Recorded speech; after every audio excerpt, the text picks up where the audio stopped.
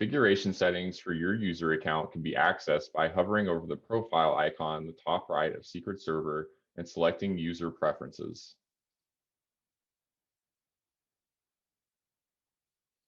The General tab will display basic user information for your account, as well as options to change your password if using a local account, and creating or changing your double lock password, which can be used as a secondary password to access particular secrets if the double lock feature is enabled.